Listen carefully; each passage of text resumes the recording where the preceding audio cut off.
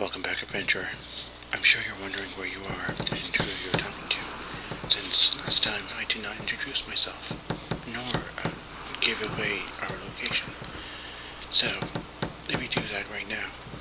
First off, my name is Tailor, and our current location, the Leviathan's End. I am its captain, and we are going to be continuing our Grown's Complete Fairy Tales by Nelson Dilday. The story we are about to read, The Gallant Tailor. Let's begin, shall we? One summer morning, a little tailor was sitting on his board near the window, and working carefully with all his might, when an old woman came down the street crying, "Good jelly to sell, good jelly to sell." The cry sounded pleasant in the little tailor's ears, so he put his head out the window and called out, "Here, my good woman, come here if you want a customer." So the poor woman climbed the steps with her heavy basket, and was obliged to unpack and display all her pots to the tailor. He looked at every one of them, and lifted all the lids, applied his nose to each, and said at last, "The jelly seems pretty good. You may weigh me out 4½ ounces, or I don't mind having a quarter of a pound." The woman, who had expected to find a good customer, gave him what he asked for, but went off angry and grumbling. This jelly is the very thing for me," cried the little tailor. "It will give me strength and cunning." He took down the bread from the cupboard, and cut a hole round a loaf, and spread the jelly on it, laid it near him, and went on stitching more gallantly than ever. All the while the scent of the sweet jelly was spreading throughout the room, where there were quantities of flies who were attached by it and flew to partake. "Now then, who asked you to come?" said the tailor, and drove the unbidden guests away. But the flies, not understanding his language, were not to be gone rid of like that, and returned in a larger number than before. Then the tailor, not being able to stand it any longer, took from his chimney corner a ragged cloth, and saying, "Now I'll let you have it," beat among them unmercifully. When he ceased and uncounted the slain, he found 7 lying dead before him.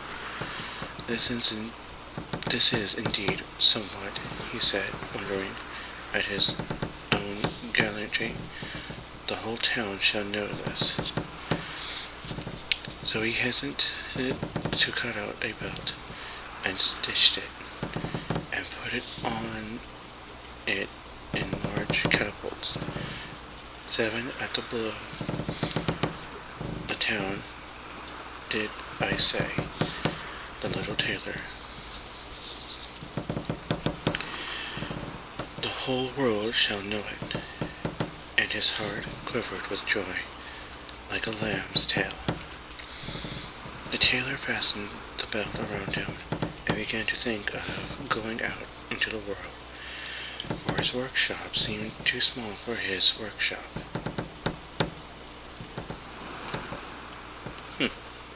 Interesting choice of words right there. So he looked about in all the house for something that would be useful to him with taking, but he found nothing but an old cheese, which he put in his pocket. Outside the door he noticed that a bird had gotten caught in the bushes, so he took that and put it in his pocket with the cheese. Then he set out gallantly on his way, and as he was light and active, he felt no fatigue. The way led over a mountain, and when he reached the topmost peak, he saw a terrible giant sitting there looking about at his ease. The tailor went bravely up to him, called out to him, and said, "Comrade, good day. There you sit looking over the wide world. I am on the way thither to seek my fortune. You have a fancy to go with me?" The giant looked at the tailor contemptuously and said, "You little rascal, you miserable little fellow." "That may be," answered the little tailor, and undoing his coat, he showed the giant his belt. "You can read there whether I am a man or not." The giant read 7 at one blow, and thinking it meant men that the tailor had killed, felt it at once more respectful of the little fellow. But as he wanted to prove him, he took up a stone and squeezed it so hard that water came out of it. "Now, can you do that?" said the giant. "That is, if you want to have the strength for it." "That's not much," said the little tailor. "I call that by play." And he put his hand in his pocket and took out the cheese and squeezed it, so that the whey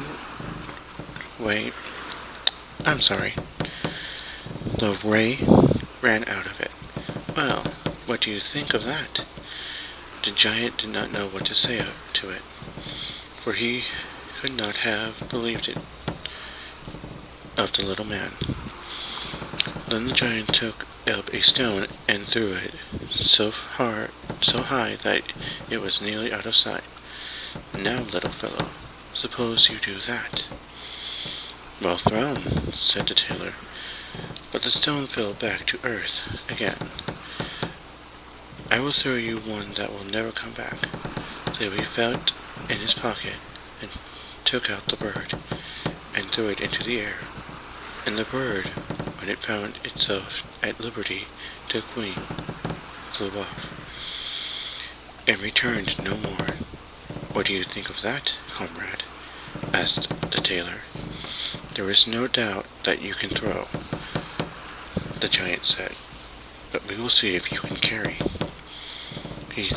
He led the little tailor to a mighty oak which had been felled and was lying on the ground, and said, "Now, if you are strong enough, help me carry this tree out of the wood."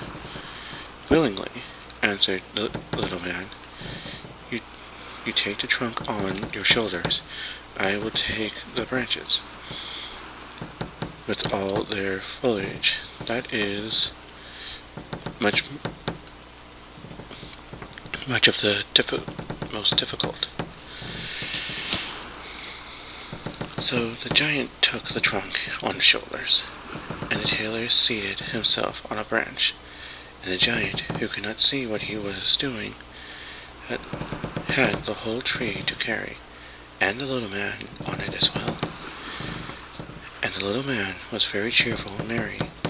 And whilst the tune, there were 3 tailors riding by, as if carrying the tree was merely child's play. The giant,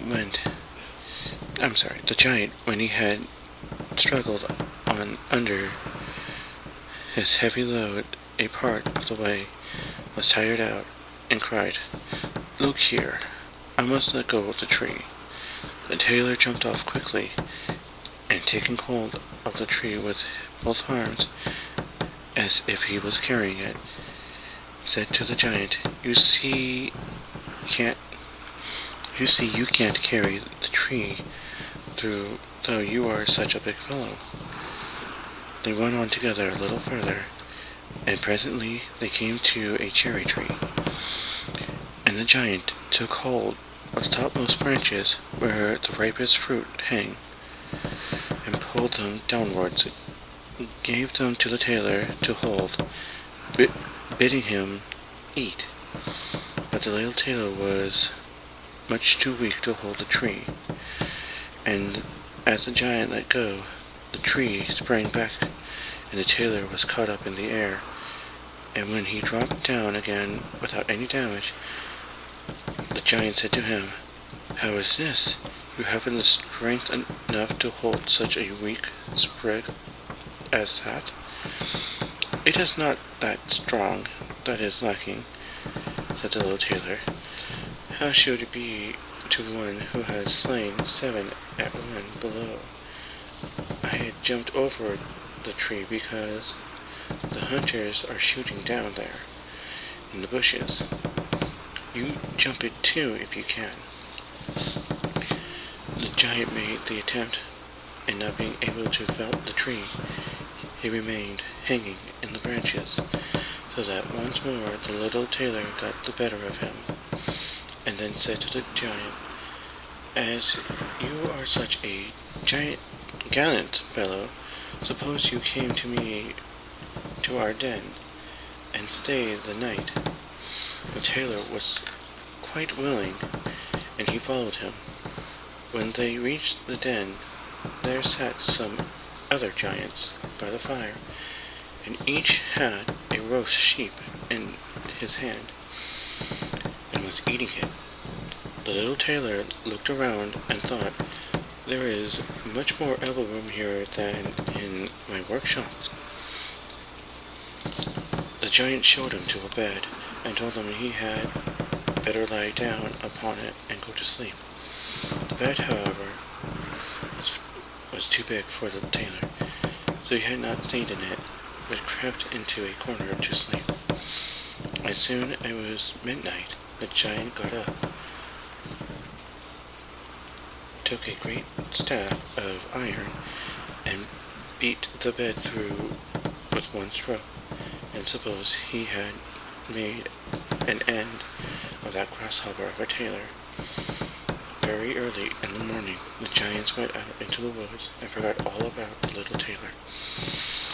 And when they saw him coming after them alive and merry, they were all troubled and frightened, and thinking he was going to kill them, they ran away in all haste.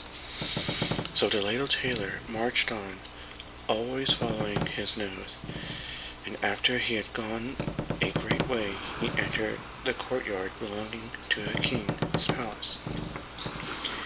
And there he felt so overpowered with fatigue that he laid down and fell asleep. In the meanwhile came various people who looked at him very curiously, and read on his belt, 7 at one blow. "Oh," they said, "why should this great lord come here in a time of peace? What a mighty champion he must be." Then they went and told the king about him, and they thought that if war should break out, what a worthy and useful man he would be, and that he ought not to be allowed to depart in any price. The king then summoned his court, and sent one of his courtiers to the little tailor to beg him, as soon as he should wake up, to consent to service in the king's army. So the messenger stood and waited at the sleeper's side until his limbs began to stretch, and his eyes to open, and then he carried his answer back, and answered "There was the reason for which I came. I am ready to enter the king's service."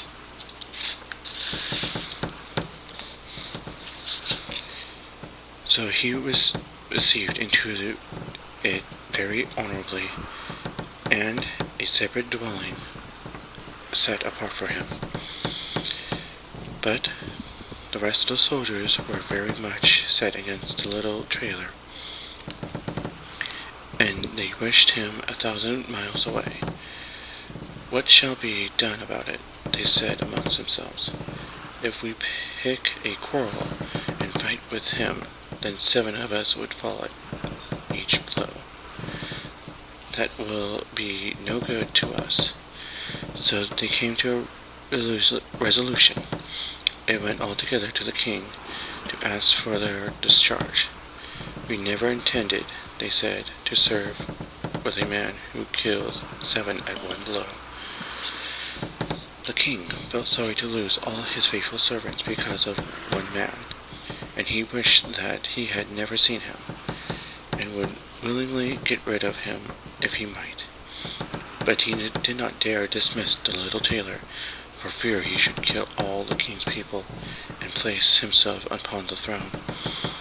He thought a long while before about it, and at last made his mind what to do.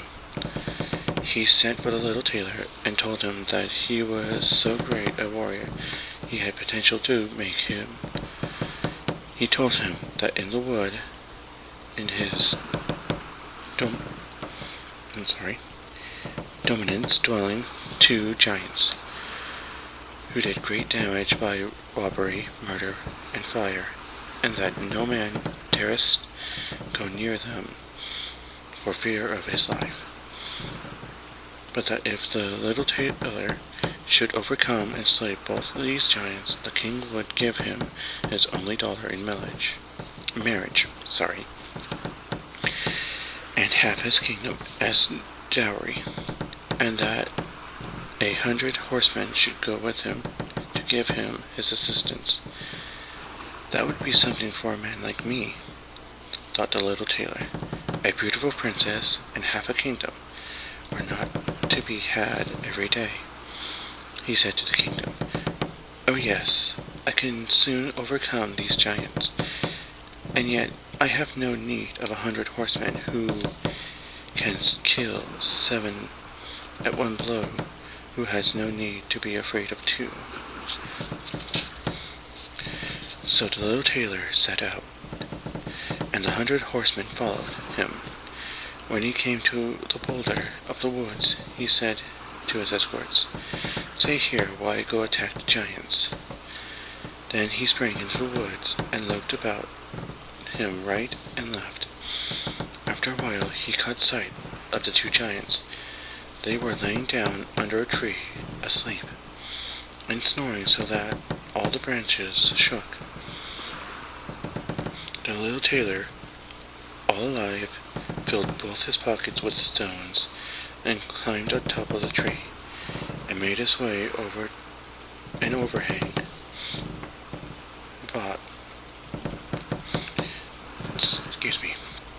so that he could see himself near just above the sleepers.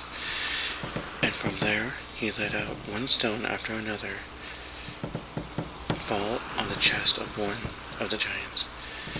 For a long time the giants were quite unaware of this, but at last he had waken up and pushed his comrade and said, "What are you hitting me for?" "You're dreaming," said the other. "I'm not touching you." And they composed themselves again to sleep, and the tailor let fall a stone on the other giant. "What can that be?" he cried. "What are you casting at me?" "I am casting nothing at you," answered the first, grumbling. They disputed about it for a while, but as they were tired, they gave it up at last, and their eyes closed once more. Then the little tailor began his game anew, taking out a heavier stone and threw it down with force upon the first giant's chest. "This is too much," he cried, and sprang up like a madman and struck his companion with such a blow that the tree shook above. The other paid him back with a ready coin, and they fought with such that fury that tore up the trees by their roots to use for weapons against each other, so that they both of them lay dead upon the ground. And now the little tailor got down. "Another piece of luck," he said, "and that the tree I was sitting in did not get torn up too, or else I should have had to jump like a squirrel from one tree to another." Then he drew his sword and gave each of the two giants a few hacks into the breasts, and went back to the horseman and said, "The deed is done. I have made an end of the both of them, but it went hard with me. In the struggle, they rooted up the trees to defend themselves, but it was no use. They had to do with a man who had killed 7 at one blow." "Then you were not wounded?" asked the horseman. "Nothing of that sort," answered the tailor. "I have not turned a hair." The horseman still would not believe it, and rode into the wood to see, and there they found the giants wallowing in their blood, and all about them lying upon the rooted trees. The little tailor then claimed the promised bone, but the king repented him after his offer. He sought again how to rid him of the hero.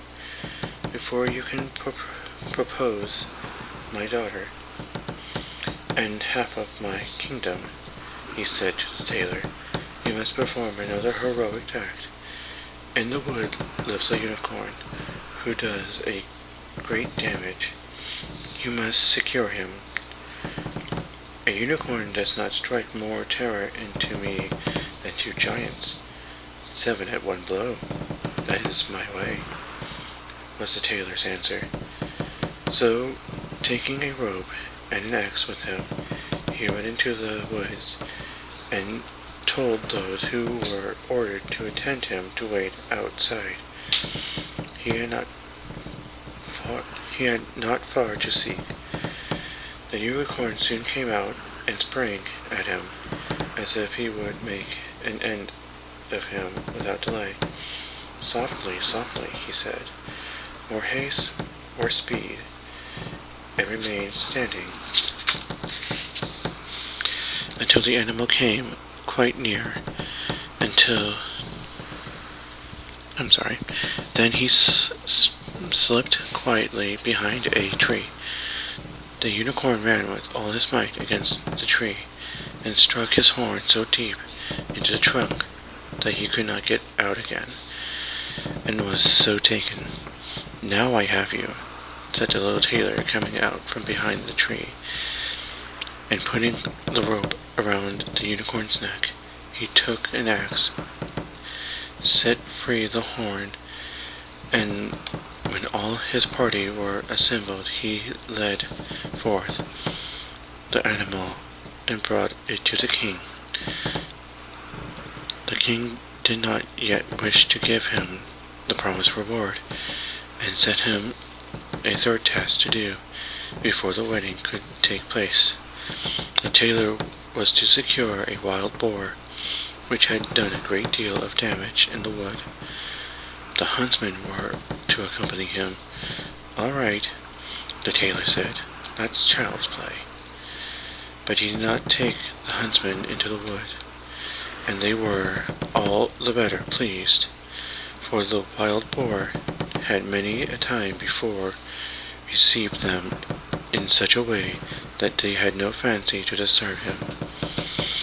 When the boar caught sight of the tailor, he ran to him with foaming mouth and gleaming tusk to bear at him to the ground. But the nimble hero rushed into the chapel, which chanced to be near, and jumped quickly out of the window on the other side. Pardon me, I have not had much to drink today.